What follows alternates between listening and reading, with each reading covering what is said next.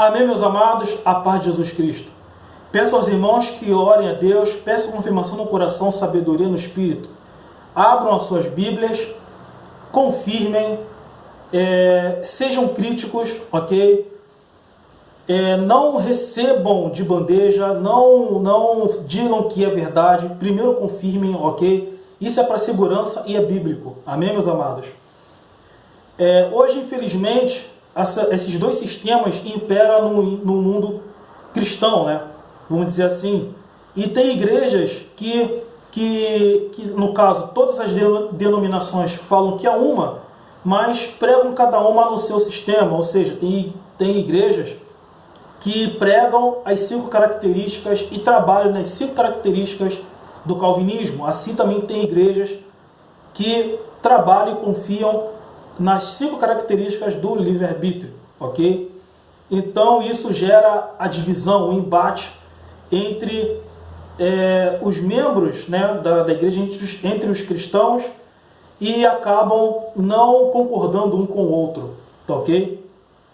Então nós vamos falar aqui das 5 características. Eu falei no vídeo anterior que não iria falar, mas eu decidi falar porque se eu trouxer aqui todos os versículos da predestinação e do livre-arbítrio, eu só vou falar os versículos e não vai ter conclusão nenhuma, ok? Que são mais de 20 versículos.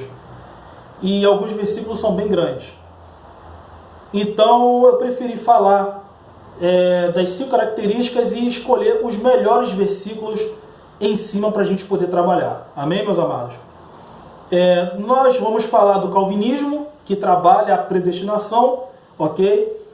E nós vamos trabalhar começando com a primeira característica, que é a depravação total, que significa toda pessoa nasce com o pecado herdado de Adão e Eva, sendo as pessoas poluídas pelo pecado. Nesta condição de pecador, somente Deus poderá salvá-lo. Até que faz sentido. E eu concordo com essa primeira característica, tá ok?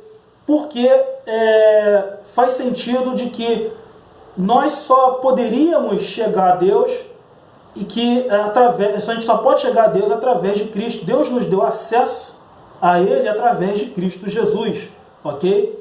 Porque o pecado entrou no mundo através de Adão e Eva e poluiu a terra, contanto que teve o primeiro homicídio entre Caim e Abel. Então, com esse pecado dominando o mundo, então a gente não tinha esperança, a gente não tinha salvação e estávamos longe de Deus, estávamos excluídos. Mas para que a gente pudesse se ajuntar, Deus enviou o seu Filho para morrer por nós, ok? E nos dar acesso ao reino de Deus, a viver com o nosso Deus para todo sempre. Isso também a gente pode confirmar isso, por exemplo, em João, capítulo 3, versículo 16, que diz: porque Deus amou o mundo de tal maneira que deu o seu Filho unigênito para que todo aquele que crê não pereça, mas tenha a vida eterna. E outra passagem também, os irmãos vão lá em Efésios, capítulo 2, versículo 11, que diz o seguinte: portanto, lembrai-vos de que vós, noutro tempo, eres gentios na carne, e chamados incircuncisão pelos que na carne se chamam circuncisão feita pela mão dos homens, que naquele tempo estáveis sem Cristo, separados da comunidade de Israel e estranhos às alianças da promessa, não tendo esperança e sem Deus no mundo. Mas agora, em Cristo Jesus, vós que antes estáveis longe, já pelo sangue de Cristo, chegastes perto. Ou seja, só Deus que nos salvou da condenação do pecado. Então, nisso aí, Ele enviou Jesus Cristo porque amou o mundo, amou todas as pessoas e deu o seu Filho, Jesus Cristo, para morrer por nós, para termos acesso, ok? A segunda característica da predestinação, que significa eleição incondicional, significa A salvação de Cristo não é feita com base no mérito, ou seja, nas obras, isso é claro. Mas na segunda parte, presta bem atenção no que diz. Mas sim na decisão soberana e incondicional de Deus, pois Ele escolhe quem será salvo. Ou seja, essa segunda característica aqui,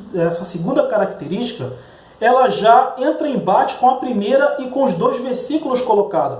Porque a primeira característica, ela cai bem nos dois versículos colocados, até mesmo em outros versículos, né, que os irmãos vão achar aí, mas ele já entra em embate, porque a primeira diz que somente Deus poderia nos salvar do pecado que nos prendia e nos separava de Deus. Contanto que Deus enviou seu Filho para que a gente pudesse ter acesso a Ele. Mas, na segunda característica, né, que é a eleição incondicional, fala que a decisão soberana e incondicional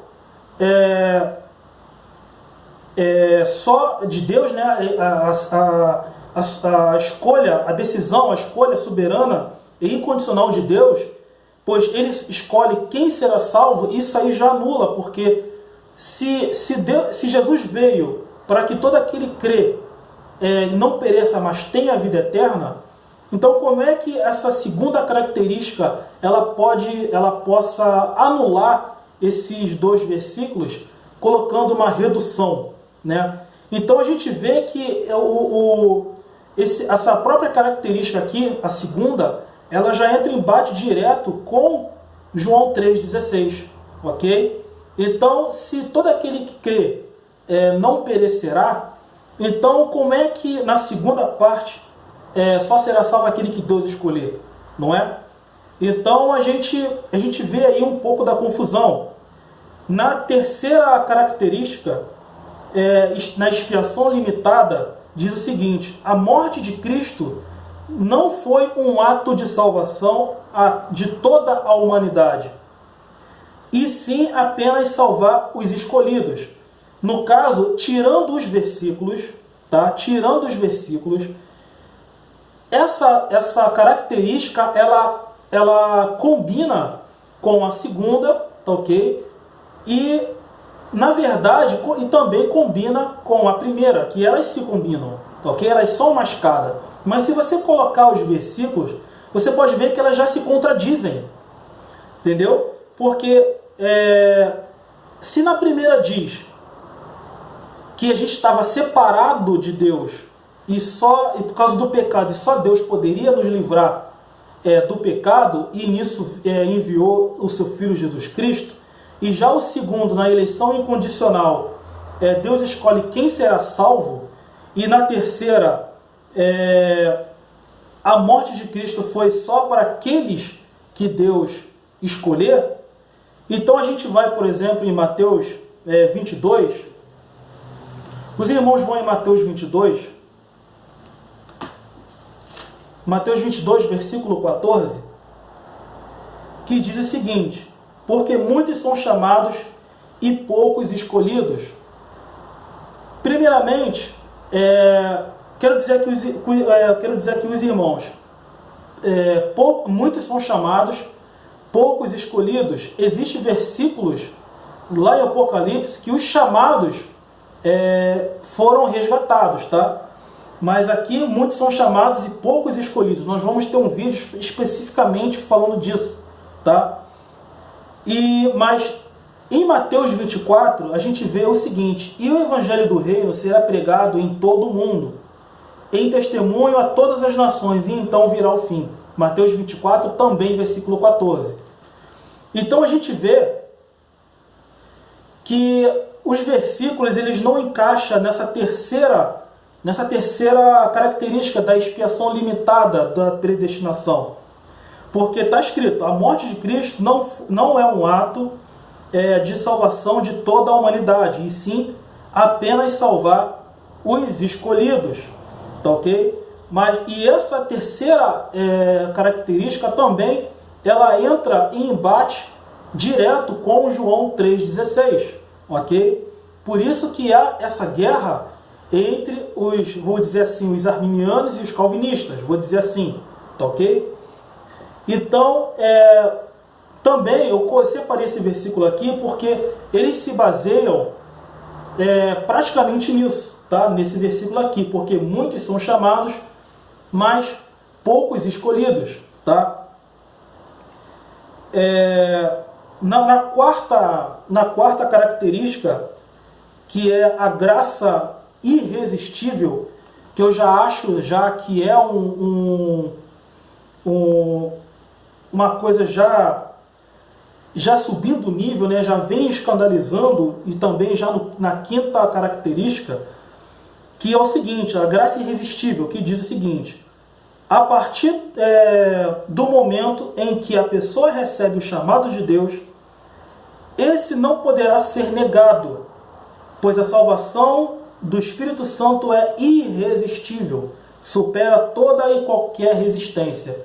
Então os irmãos, por exemplo, vão em Atos dos Apóstolos, capítulo 7, versículo 51 até o 53, mas o 51 é o mais claro, que diz o seguinte: Estevão falando para os sacerdotes: homens de dura cerviz e incircuncisos de coração e ouvido, vós sempre resistis ao Espírito Santo, assim vós sois como vossos pais.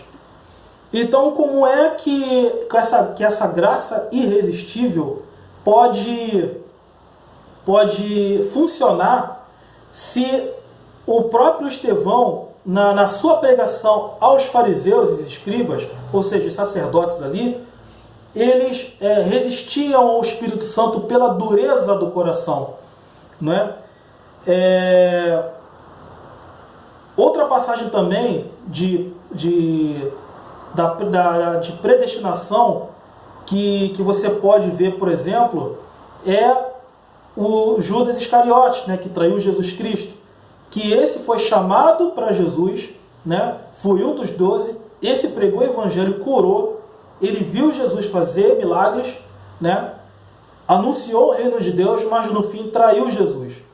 E o que isso quer dizer? Ora, ele conheceu, mas pela dureza do coração, porque ele era corrupto, aceitou as 30 moedas de prata e se corrompeu e teve o seu destino, né?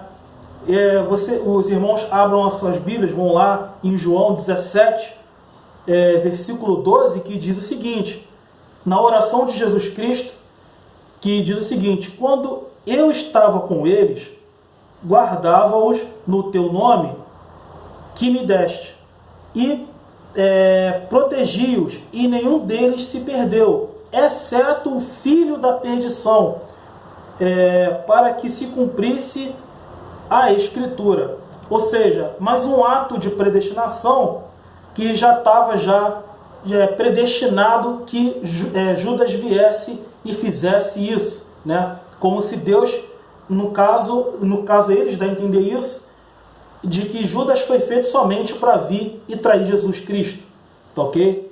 Mas a gente vai conversar muito mais ainda, nós vamos desenvolver muito mais, tá ok? Acerca da ciência de Deus, da alma que conhece antes mesmo de vir ao mundo, ok? Então, já para iniciar, Deus viu que Judas seria corrupto, né? E não se converteria nem mesmo vendo, tá? Mas mesmo assim a palavra de Deus foi pregada a ele. E a quinta característica, que para mim é a pior, que diz o seguinte, né? Que é a perseverança dos santos, que diz: a salvação é uma obra de Deus, logo não é algo que se perde. Uma vez concedida pela vontade de Deus, ela permanece até o fim. Os irmãos vão em Efésios, por exemplo,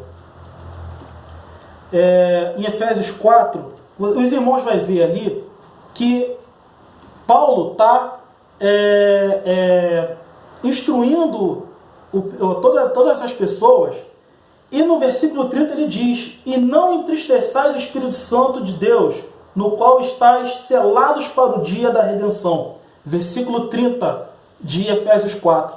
Ora, se eu estou selado para a salvação, por que se há um aviso de que não, para não entristecer o Espírito Santo? Entendeu?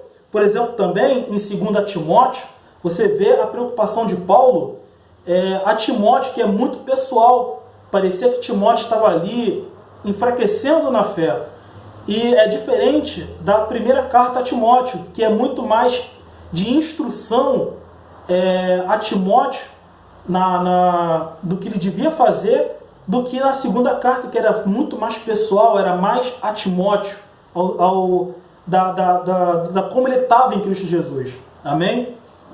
Então, meus amados, é isso. Se os irmãos entenderam, amém, dê um joinha, tá ok? Comenta embaixo. Caso não entenderam, negativem o vídeo e comenta embaixo. Amém, meus amados? A graça e paz de Jesus Cristo esteja com todos. Deus abençoe a todos em nome de Jesus Cristo. Amém.